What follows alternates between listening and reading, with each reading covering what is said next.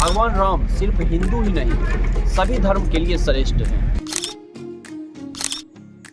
मेरा आप लोगों से एक निवेदन है, आप लोग प्लीज इसे पॉलिटिकल मुद्दा मत बनाएं, इसे राजनीति से मत जोड़ें।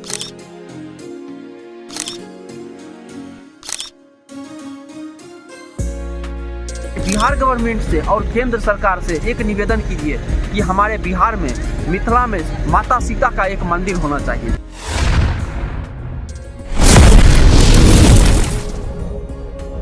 राम राम भाइयों, आप लोगों का स्वागत है आज के इस नए ब्लॉग में। मैं शुभम और आप लोग देख रहे हैं Shubham Singh BR09 YouTube channel को। इस चैनल पर आपको इतिहास से जुड़ी जानकारी मिल जाएगी। उसी प्रकार से मैं आज आ चुका हूँ सरयू नदी में, जिसमें भगवान राम जल समाधि लिए थे। आज कई सालों बाद राम मंदिर का उद्घाटन 22 जनवरी को किया जाएगा, इसीलिए मैं इस जगह पर आप लोगों को दिखाने आ गया हूँ सरयू नदी। आइए आप लोग देखिए सरयू नदी को, कितना खूबसूरत दिखता है यह नदी।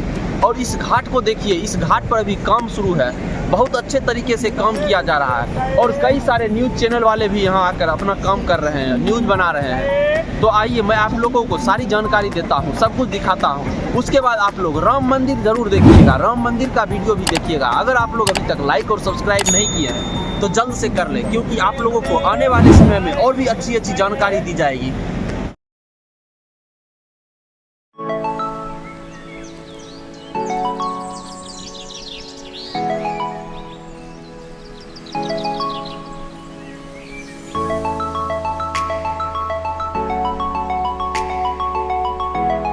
ये जो आप देख रहे हैं, इसी जगह पे राम मंदिर के उद्घाटन के दिन हवन किया जाएगा।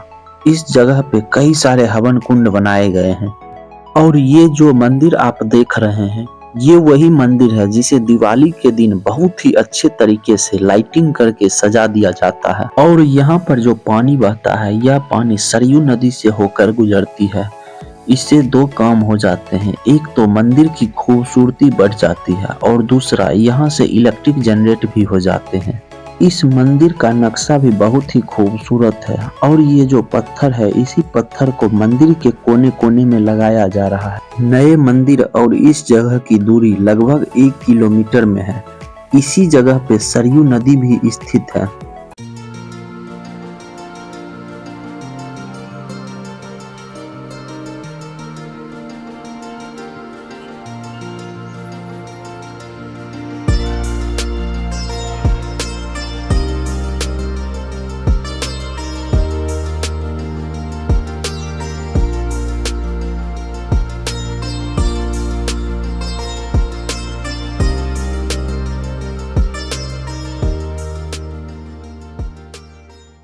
रामायण में वर्णित है कि सरयू नदी अयोध्या से होकर बहती है, जिसे दशरथ की राजधानी और प्रभु राम की जन्मभूमि माना जाता है।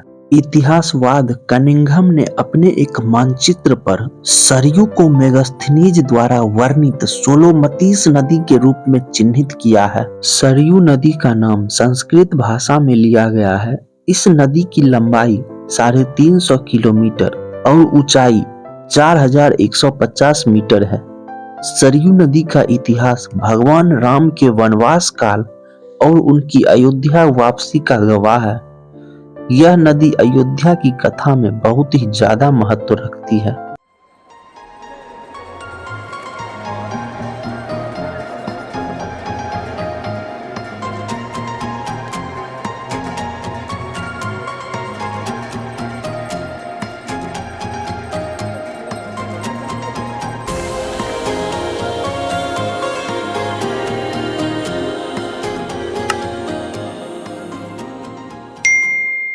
भगवान राम सिर्फ हिंदू ही नहीं, सभी धर्म के लिए श्रेष्ठ हैं। इसीलिए देख रहे हैं आप, कई सारे हमारे मुस्लिम भाई बहन भी, एक बहन जो मुंबई से आ रही है, पैदल यात्रा कर रही है हमारे राम मंदिर के लिए। उस मुस्लिम बहन को मेरे तरफ से बहुत बहुत धन्यवाद, जिन्होंने सभी भाइयों का आँख खोला है।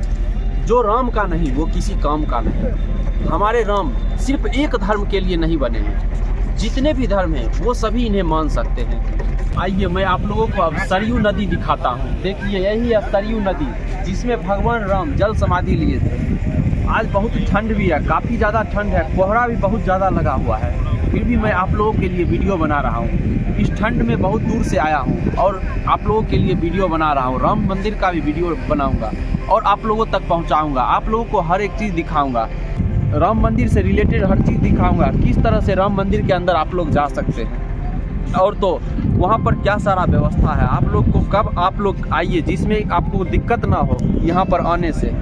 अगर आप भी देखना चाहते हैं भगवान राम का मंदिर जो इस वक्त बनकर तैयार हो रहा है, जिस मंदिर के लिए हमारे कई हिंदू भाइयों को जान से मार दिया गया, जिस मंदिर को बनने में 500 साल लग गए, यानी 4 युग बीत गए, जिस मंदिर के लिए भगवान राम को कटघरे में खड़ा कर दिया गया और कई सालों तक बहस हुए भगवान राम थे या नहीं थे, उसी मंदिर को देखना चाहते हैं तो वीडियो के डिस्क्रिप्शन लिंक में या ऊपर आई बटन में जाकर देख सकते हैं।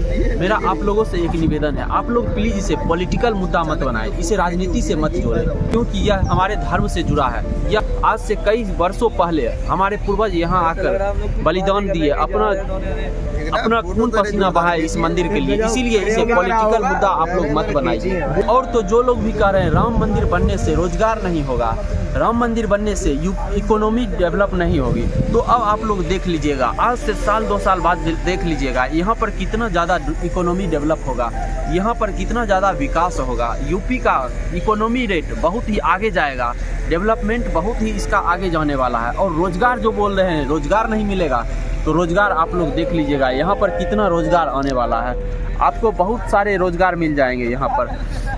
मंदिर के कारण देखिए यहाँ पर कई लोगों को बहुत ज़्यादा रोजगार मिलेगा। जिस भी क्षेत्र में देखिए, जिस भी जगह पर देखिए मंदिर है, वहाँ पर देखिए बहुत ज़्यादा इकोनॉमी डेवलप हो रहा है। हमारे साउथ में देख लीजिए, साउथ स्टेट में देख लीजिए, हर जगह पे अभी इंडिया का अगर सबसे ज़्यादा इकोनॉमी रेट है तो साउथ का है, क्योंकि साउथ में ज़्यादा मंदिर है और वहाँ से कई सारे ट्रस्ट खुलते हैं, कई सारे कॉलेज खुलते हैं। उसी प्रकार से अब यूपी भी आगे की ओर बढ़ेगा।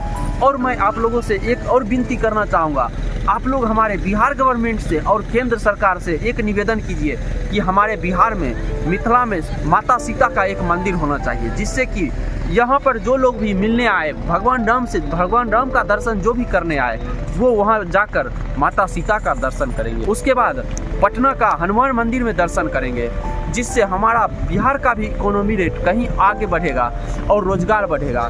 बिहार सरकार इसमें ध्यान मत लगाए कि यूपी से रोजगार नहीं बढ़ेगा, यूपी के राम मंदिर से रोजगार नहीं बढ़ेगा। आप अपने जगह पर ध्यान दीजिए, आप अपने स्टेट को आगे बढ़ाइए और वहाँ पर माता सीता के लिए एक बड़ा सा मंदिर बनवाएं। इन जगहों पे बोटिंग का व्यवस्था भी है। अगर आप भी यहाँ पर आकर बोटिंग करना चाहते हैं तो कम कीमतों में आप बोटिंग कर सकते हैं।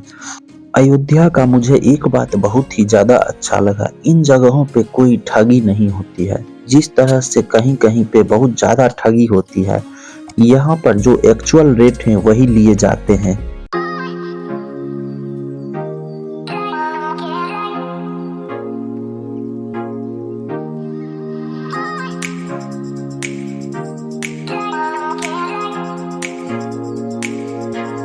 तो चलिए आज के इस वीडियो में हम लोगों ने देखा और जाना सरयू नदी को, जिसमें भगवान राम ने जल समाधि ली थी।